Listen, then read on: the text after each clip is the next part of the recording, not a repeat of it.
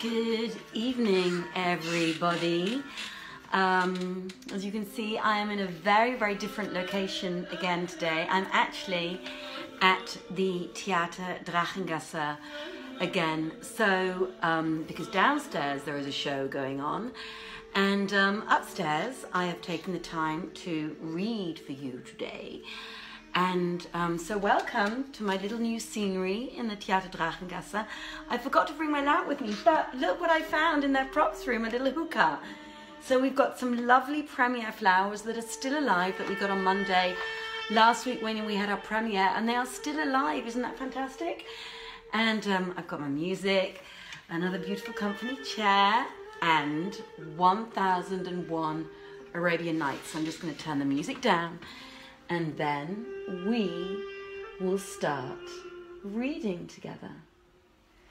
And I hope I can upload this okay afterwards. I'll just pull myself in a little bit. I hope I can upload this okay afterwards. And I look forward to hearing your comments and you letting me know how much you enjoyed the reading this evening. And please feel free to share it with your friends and family. So, now, when it was the 150th night, Scheherazade said, "It has reached me, O auspicious king, that when the wolf heard the fox's words, he bit his forehand for repentance. Then he gave the fox fair words, but this availed naught, and he was at his wit's end for what to do. So he said to him in soft, low accents, 'Verily, you tribe of foxes are the most pleasant people in the point of tongue and the subtlest in jest. And this is but a joke of thine, but all times are not good for funning and jesting.' The fox replied, 'O ignoramus, in good sooth jesting hath a limit with the jester, but not overpass, and deem not that Allah will again give thee possession of me after having once delivered me from thy hand.' Quoth the wolf, 'It behoveth thee to compass my release by reason of our brotherhood and good fellowship. And if thou release me, I will assuredly make fair thy recompense.' Quoth the fox, 'Wise men say, take not to brother the wicked fool, for he will disgrace thee in lieu of gracing thee. Nor take to brother the liar, for if thou do good, he will conceal it, and if thou do ill, he will reveal it.' And again the sages have said, 'There is help for everything but death. All may be warded off except fate. As for the reward, thou declarest to be my due from thee. I compare thee herein with the serpent which fled from the charmer. A man saw her affrighted and said to her, 'What aileth thee, O thou serpent?' Replied she, 'I am fleeing from the snake charmer, for he seeketh to trap me, and if thou wilt save me and hide me with thee, I will make fair thy reward and do thee all manner of kindness.' So he took her, incited thereto by lust for the recompense, and eager to find favour with heaven, and set her in his breast pocket. Now, when the charmer had passed and had wended his way, and the serpent had no longer any cause to fear, he said to her, 'Where is the reward thou didst promise me? Behold, I have saved thee from that thou fearest and soughtest to fly.' Replied she, 'Tell me what limb or in what place shall I strike thee with my fangs, for thou knowest we exceed not the recompense.' So saying, she gave him a bite, whereof he died. And I liken thee, O dullard, to the serpent in her dealings with that man. Hast thou not heard what the poet saith? Trust not to man when thou hast raised his spleen, and wrath nor that 'twill cool do thou misveen. Smooth feels the viper to the touch and glides with grace, yet hides she deadliest venene. Quoth the wolf, O thou glib of gab, and fair of face, ignore not my case and men's fear of me. Well, thou weetest how I assault the strongly walled place and uproot the vines from base. Wherefore, do as I bid thee, and stand before me even as the thrall standeth before his lord. Quoth the fox, O stupid dullard, who seekest a vain thing, I marvel at thy folly and thy front of brass, in that thou biddest me serve thee and stand up before thee, as I were a slave bought with thy silver. But thou shalt see what is in store for thee, in the way of cracking thy sconce with stones and knocking out thy traitorous dog teeth. So saying, the fox clomb a hill overlooking the vineyard, and standing there shouted out to the vintagers, nor did he give over shouting till he woke them, and they, seeing him, all came up to him in haste. He stood his ground till they drew near, and close to the pit wherein was the wolf. And then he turned and fled. So the folk looked into the cleft and, spying the wolf, set pelting him with heavy stones, and they stinted not smiting him with stones and sticks and stabbing him with spears till they killed him and went away. Thereupon the fox returned to that cleft and, standing over the spot where his foe had been slain, saw the wolf dead. So he wagged his head for very joyance and began to recite these couplets. Fate, the wolf's soul snatched up from worldly stead, far be from bliss his soul that perished. Abu, Sirhan, how sore thou soughtest my death! Thou burnt this day in fire of sorrow dread. Thou art fallen into pit, where all who fall are blown by death blast down among the dead.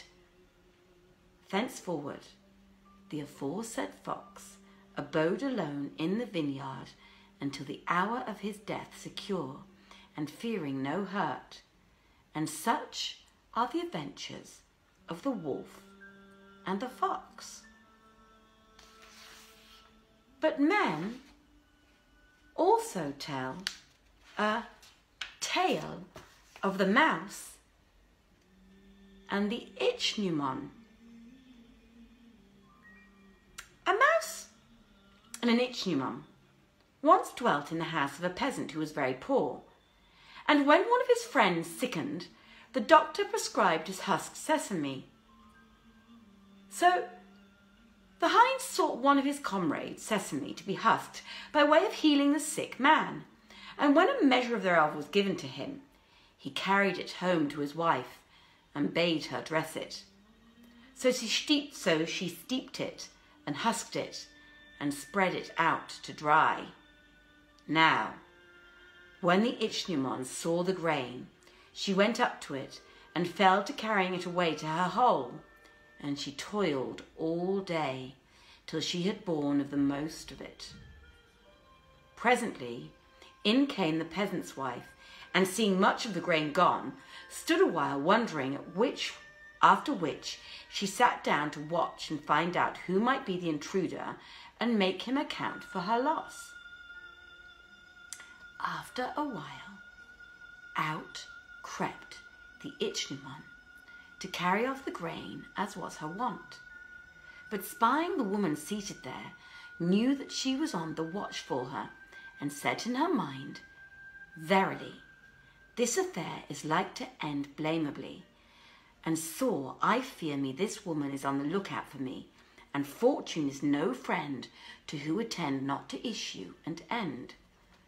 So there is no help for it, but that I do a fair deed, whereby I may manifest my innocence and wash out all the ill-doings I have done. So saying, she began to take the sesame out of her hole and carry it forth and lay it back upon the rest. The woman stood by, and seeing the ichneumon do thus, said to herself, Verily, this is not the cause of our loss, for she bringeth it back from the hole of him who stole it, and returneth it to its place. And as of a truth, she hath done us a kindness in restoring us the sesame. And the reward of those who do us good is that we do them the like in good. It is clear that it is not she who stole the grain, but I will not cease my watching till he fall into my hands, and I find out who is the thief. The ichneumon guessed what was in her mind, so she went to the mouse and said to her, O my sister, there is no good in one who observeth not the claims of neighbourship, and who showeth no constancy in friendship. The mouse replied, Even so, O my friend, and I delight in thee and in thy neighbourhood. But what be the motive of this speech? Quoth the ichneumon, The housemaster hath brought home sesame, and hath eaten his fill of it. He and his family have left much. Every living being hath eaten of it, and if thou take of it in thy turn, thou art worthier thereof than any other. This pleased the mouse, and she squeaked for joy, and danced, and frisked her ears and tail, and grieved for the grain deluded her. So she rose at once, and issuing forth of her home, saw the sesame husked and dry, shining with whiteness, and the woman sitting at watch and ward. The mouse, taking no thought to the issue of the affair, for the woman had armed herself with a cudgel, and able to contain herself, ran up to the sesame and began turning it over and eating of it. Whereupon the woman smote her with a club and cleft her head. So the cause of her destruction was her greed and heedlessness of consequences. Then said the Sultan, O Scheherazade, by Allah, this be a goodly parable. Say me, hast thou any story bearing upon the beauty of true friendship and the observance of its duty in time of distress, and rescuing from destruction? Answered she, Yes, it hath reached me, O Lord, the tale of the the cat and the crow. I got my pages the wrong way around. The tale of the cat and the crow. Once upon a time, a crow and a cat lived in brotherhood, and one day, as they were together under a tree, behold, they spied a leopard making towards them, and they were not aware of his approach till he was close upon them. The crow at once flew up to the treetop, but the cat abode confounded and said to the crow, O my friend, hast thou no device to save me, even as all my hope is in thee? Replied the crow, Of very truth, it behoveth, brethren, in case of need, to cast about for a device from peril overtaketh them, and how well saith the poet, A friend in need is he who, ever true, for thy well-doing would himself undo. One who, when fortune guards us parting rue, victim of self reunion to renew. Now, hard by that tree were shepherds with their dogs. So the crow flew towards them and smote the face of the earth with his wings, cawing and crying out, Caw, caw. Furthermore, he went up to one of the dogs and flapping his wings in his face and flew up a little way, whilst the dog ran after him, thinking to catch him. Presently, one of the shepherds raised his head and saw the bird flying near the ground, and lightly alternate. So he followed him, and the crow ceased not flying just high enough to save himself and to throw out the dogs, yet tempting them to follow for the purpose of tearing him to pieces as soon as they came near, so that he would fly up a little. And at last he brought them to a tree under which was the leopard, and when the dogs saw him, they rushed upon him, and he turned and fled. Now, the leopard thought to eat the cat, who was saved by the craft of his friend the crow. This story showeth you, O king, that the friendship of the brothers of purity delivereth and saveth from difficulties and from falling into moral dangers. And they do also tell of the tale of the fox and the crow.